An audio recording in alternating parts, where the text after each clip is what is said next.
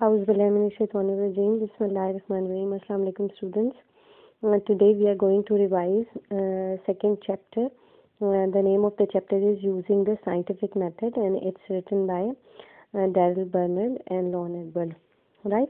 We are going to do the questions which oftenly came in the past papers regarding this chapter. Right? Let's start.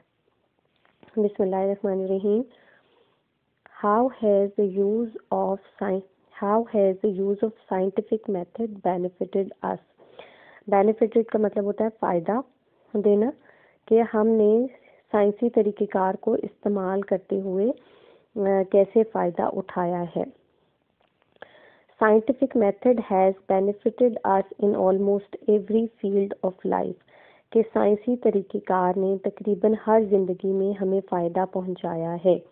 The use of scientific method brought us about a revolution in solving our problems.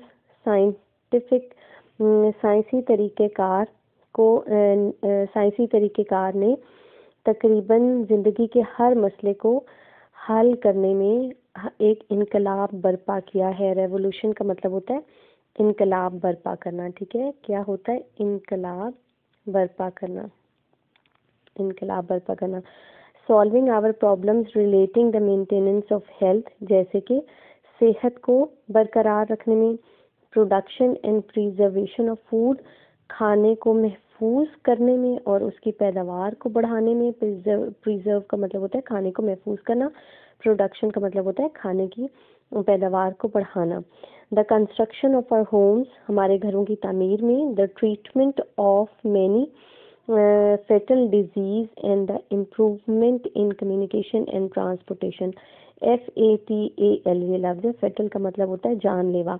बहुत सी जानलेवा बीमारियों के इलाज में, और communication ज़राए इत्तलात और transportation ज़राए आमद रफ्त को कहते हैं. इनको बेहतर बनाने में भी साइंस ने बहुत अहम किरदार अदा किया है. ठीक है, ये जनरल क्वेश्चन होगा कि साइंस से हमने कैसे फ़ायदा उठाया है. तो ये तकरीबन अगर आप टेक्स्ट बुक देखते हैं तो उसके पहले ही चैप्टर के अंदर आपको ऑलमोस्ट ऐसी ही लाइंस लिखी हुई नज़र आएंगी, जिसमें ये है कि साइंस से हमने ज़िंदगी के हर शोबा में फ़ायदा हासिल किया है. वो जो शोबा जात मेंशन हुए हुए हैं या बताए हुए हैं टेक्स्ट के अंदर, उसमें खाने से मुराद खुराक की पैदावार और उसको महफूज करने के तरीके हैं, सेहत को बरकरार रखने के तरीके हैं, बीमारियों से बचाव के तरीके हैं, और ज़राए आमद रफ्त और ज़राए इत्तलात को बेहतर बनाने के तरीके हैं. ये पहले ही पैराग्राफ के अंदर टेक्स्ट में आपको मिलेगा. और ये जनरल क्वेश्चन है साइंस से फ़ायदा उठाने का. और एक पर्टिकुलर क्वेश्चन जो हमारे आगे आप देखेंगे, जैसे हेल्थ के हिसाब से हैं, जैसे फाइनेंस के हिसाब से हैं, जैसे ट्रांसपोर्टेशन के हिसाब से हैं, वो सिंगली भी या इंडिविजुअली भी क्वेश्चन अलग अलग आते हैं. दूसरा क्वेश्चन है how has scientific method help in our fight against disease. अब ये स्पेसिफिकली डिजीज़ यानी बीमारियों के बारे में है, कि बीमारियों से बचने में या बीमारियों से बचाव में या इलाज की सूरत की तरीक़ों में किस तरह से साइंस ने हमें फ़ायदा दिया है. Scientific method has help us a lot in our fight against disease. के साइंसी तरीक़ेकार ने बीमारियों से बचाव में हमारी बहुत मदद की है. Modern medicine and vaccines have helped a lot in treatment of many fatal disease. जो जदीद तिब है और वैक्सीन है, उसने बहुत ज़्यादा हमारी मदद की है बहुत सारे जानलेवा बीमारियों से बचने में. फेटल का मतलब होता है जानलेवा और ट्रीटमेंट का मतलब होता है इलाज. Now babies are born in hospital where there is a little likelihood of their getting disease. आजकल जो बच्चे हैं वो हॉस्पिटल्स में पैदा होते हैं जहाँ उनके बीमार होने का खर्चा बहुत कम होता है. लाइकलीहुड का मतलब होता है गुमान करना. लाइकलीहुड का मतलब होता है किसी चीज़ का गुमान होना, कि बच्चों के एक प्रोटेक्टेड एनवायरनमेंट में उनकी बर्थ होती है जिसमें उनके बीमार होने का खतरा बहुत कम होता है. Young people are treated to protect against fatal diseases like yellow fever, malaria and cholera. Yellow fever, malaria और कॉलरा ये बीमारियों के नाम हैं. ठीक है, कि येलो फीवर, मलेरिया और कॉलरा, इनसे जो यंग या जवान लोग जो अफेक्ट होते हैं उनको भी वैक्सीन से प्रोटेक्ट किया जाता है. आगे जी क्वेश्चन अगला देखते हैं। What happened to our newly born babies 200 years ago? कि 200 साल पहले जब बच्चे पैदा होते थे तो वो किन बीमारियों का शिकार होते थे। 200 years ago, about 7 out of 8 babies died before reaching their first birthday. ये बहुत बड़े मसाइल थे। ज़ाहिर है अभी हमें ये लगता होगा कि ये बहुत कोई परेशानी की बात नहीं है।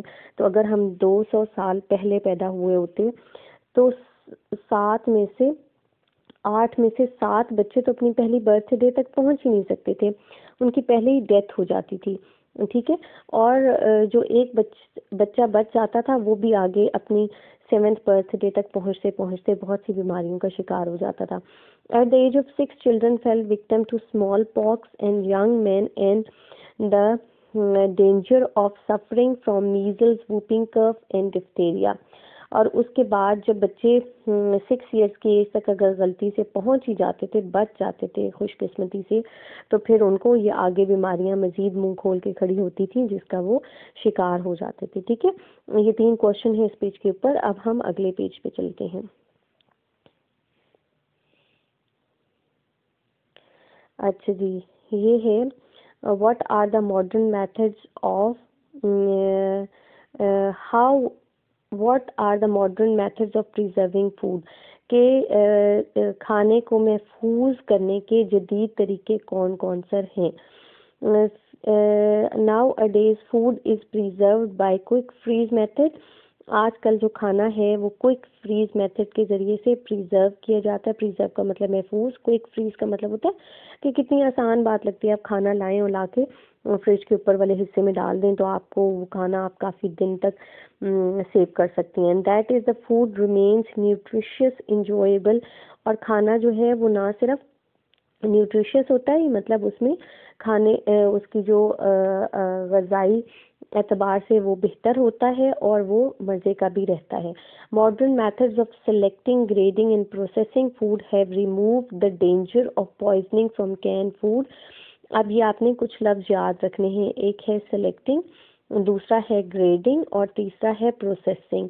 कि ये इन तीनों तरीक़ों से मॉडर्न, अगर आपको पूरे आंसर नहीं भी याद रहता, अगर आपको modern methods of preservation of food आ जाते हैं तो आपको इन 3 लफ्ज़ों को आपने ज़रूर याद रखना है। Selecting, grading and processing. इनके स्पेलिंग भी आपने अच्छे से याद करनी है और इनको बहुत अच्छी तरह से याद कर लें। ये सेलेक्टिंग का मतलब होता है बहुत सारे फलों में से, ये फलों का मतलब है जैसे बहुत सारे 100 ऑफ ऑरेंजेस पड़े हैं तो उनमें से कुछ ऑरेंज इस काबिल होंगे जिनको आप सेव कर सकती हैं या प्रिजर्व कर सकती हैं। ये होती है सेलेक्टिंग। ग्रेडिंग का मतलब होता है कि आप उनकी ग्रेडिंग कर लेते हैं कि ये फॉर एग्जांपल ऑरेंजेस हैं जो कि इनकी ग्रेडिंग 5/5 है और ये ऑरेंजेस हैं जो कि थोड़े से उनसे कम है। ये नहीं है कि टेस्ट वाइज कम होंगे, ये है कि ज़ाहिर है वो उस फ्रूट का उसकी इतना वो अच्छा फ्रूट नहीं होगा जितना है। और प्रोसेसिंग का मतलब होता है फिर उनको मज़ीद प्रिजर्व करने के लिए उनके ऊपर स्किन पॉलिश की जाती है और उनको मुख्तलिफ तरीक़ों से इस्तेमाल करने के लिए महफूज बनाया जाता है। ठीक है, तो ये 3 लफ्ज़ अगर आप याद कर लेंगी, अगर पूरा क्वेश्चन नहीं याद कर सकती, 3 लफ्ज़ याद करके उनको अपने जुमले में इस्तेमाल कर लें कि selecting, grading and processing are the modern methods of preserving food. ठीक है, अगर आप इतना भी लिख लेती हैं तो भी आपका क्वेश्चन गलत नहीं होगा। ठीक है, इसमें आपके स्पेलिंग भी ठीक होनी चाहिए, कॉमास भी डले होने चाहिए और जुमले का स्ट्रक्चर थोड़ा सा आपने ख्याल रखना है। आगे है व्हाट आर सुपरस्टिशंस, के तोहिमात क्या होती हैं। सुपरस्टिशंस को उर्दू में कहते हैं तोहिमात। ठीक है, तो हिम्मत क्या होती हैं। अच्छा जी, things involving fear of good और बैड आर कॉल्ड सुपरस्टिशंस। की ऐसी चीज़ें जिनमें अच्छे या बुरे का खौफ हमें महसूस हो वो चीज़ें सुपरस्टिशंस कहलाती हैं। Superstitious people believe in sign of good और बैड लक, के जो तोहम परस्त लोग होते हैं वो अच्छी और बुरी किस्मत में यकीन रखते हैं। A person who believe in charms feel uncomfortable without it. Charm का यहाँ मतलब आएगा तावीज़। ठीक है, ठीक है, कि एक शख्स जो तावीज़ पहनता है वो उसकी गैर मौजूदगी में गैर आरामदेह, यानी अगर उसने तावीज़ नहीं पहना हुआ होगा तो जाहिर है वो आरामदेह महसूस नहीं करेगा। Science has taught us that there is always natural reason for every happening।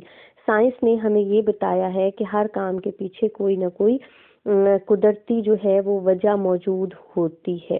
ठीक है, ये अब इस पेज के क्वेश्चंस हो गए हैं। अब हम अगले पेज पर चलते हैं।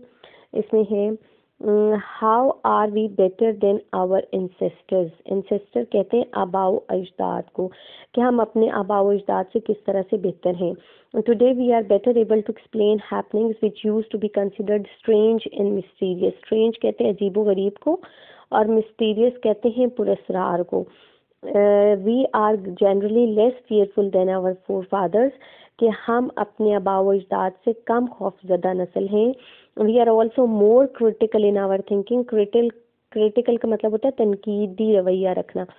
देन आवर एंसेस्टर्स, कि हम अपने आबाओ अजदाद के निस्बत ज़्यादा तनकीद पसंद है, यानी हम हर चीज़ को ऐसे ही नहीं मान लेते, हम उसकी वजह जानने की कोशिश करते हैं। Our ancestors were afraid of black cats, broken mirrors and number 13। ये तोहिम परस्त लोगों में भी इसका आंसर आ सकता है कि वो लोग तोहिम परस्त कौन होते हैं जो कि गुड और बैड लक के साइन में बिलीव करते हैं, जिनमें से ये चीज़ें भी इम्पोर्टेंट हैं। आगे चलते हैं जी। How has the use of scientific method brought about a revolution, के साइंसी तरीक़ेकार को इस्तेमाल करते हुए इनकलाब कैसे लाया गया है। The use of scientific method has brought about a revolution by solving our problems relating the maintenance of health, the production and preservation of food, the construction of our homes and treatment of many fatal diseases and the improvement in communication। जी आप पहले कर चुके हैं, मैं आपको करवा दिए इसी फर्स्ट वाले पेज पे। व्हाट इम्प्रूवमेंट है, ये इसलिए रिपीट हुआ है क्योंकि ये पास्ट पेपर्स में बहुत ज़्यादा दफ़ा आया हुआ है। What improvement है science brought in water supply, के पानी के निज़ाम को बेहतर करने के लिए साइंस ने क्या किया है। Science has brought great improvement in water supply, पानी के निज़ाम को बेहतर करने के लिए भी बहुत उसमें तरक्की लेकर आया है साइंसी तरीक़ेकार। Now the water is carried through aqueduct और pipe lines for household use.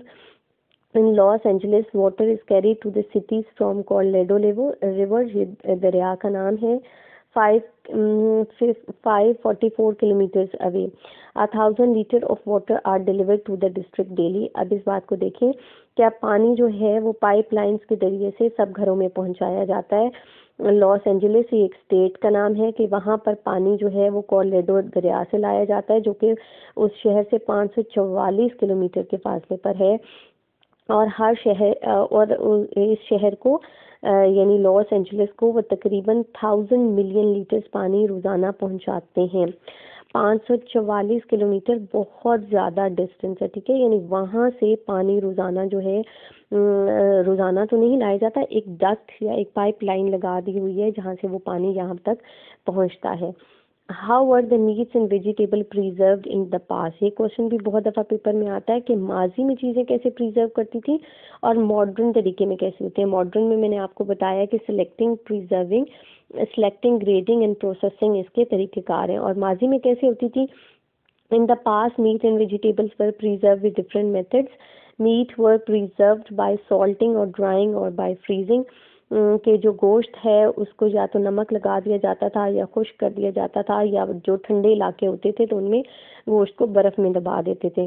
When the weather was cold enough, vegetable and fruits were preserved by canning, pickling, जो हम अचार की मुख्तलिफ अचार और मुरब्बे बनाते हैं उस तरीके से इस फ्रूट्स को और वेजिटेबल्स को भी महफूज किया जाता था और ड्राई कर लिया जाता था। ये भी तरीक़ाकार बहुत सारे ममालिक में अभी भी राइज है for using the cold weather. अच्छा जी, discuss how science has made man open minded, और ये बताएं कि साइंस ने इंसान को ओपन माइंडेड या खुले जहन का इंसान कैसे बनाया। वसीउ नज़र भी उर्दू में लफ्ज़ इस्तेमाल होता है इसके लिए।